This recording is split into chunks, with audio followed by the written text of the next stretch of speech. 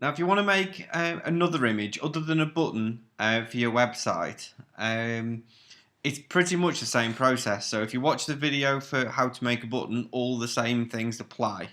The only difference is the size of the image.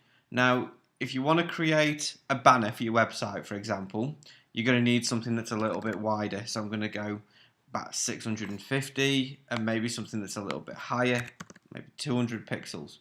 Again, I'm going to choose what kind of canvas color I want. In this case, I'm going to go with a transparent color. I'm going to click on OK, and I've got my canvas opened up.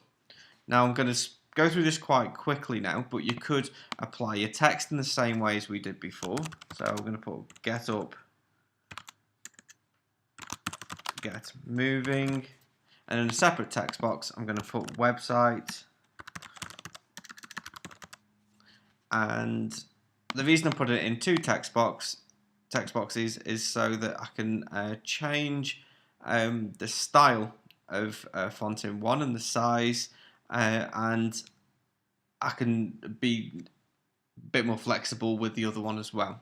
Okay, so I'm just going to go with Cooper Black. There we go. I'm going to make it a little bit bigger. Maybe that's a bit too big. There we go. So get up, get moving, website. I can make that a different colour. I can even put an outline around the text if I wish, using the pencil tool. Again, I can put in a shape, and I can choose a colour, maybe similar to the buttons. I'm going to change they're going to keep the line as being black. I'm going to change the width to be about 4, I remember 3 or 4. I'm going to use the selection tool to change the order of the layers in the layers bar. Okay, so that's exactly like I did when I was making the button. Okay, now I want to insert an image as well, so that it's not just text and shapes. So I've already downloaded this and I've already taken the background out using Fireworks. So I'm going to now import an image from my desktop, and I've called it push button PNG. Okay, so open, and then I'm just going to drag out a box where I want the button to actually go, and I might even put in an image of the little man exercising.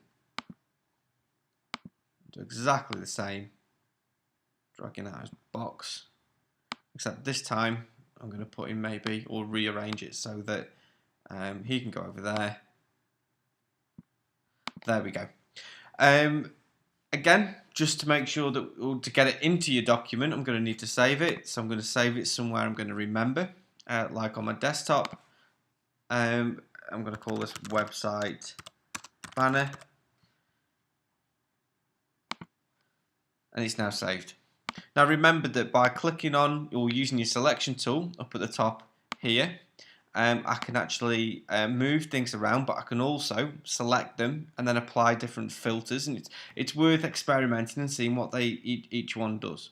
You can also, if I select this shape, change the different fill options.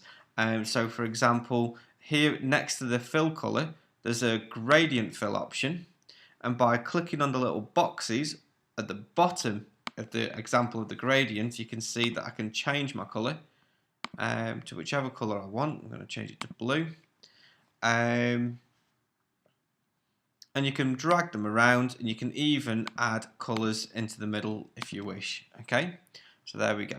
And by clicking on the background, oh sorry, one last thing is you can change the type of gradient that it is by clicking on the drop down box there.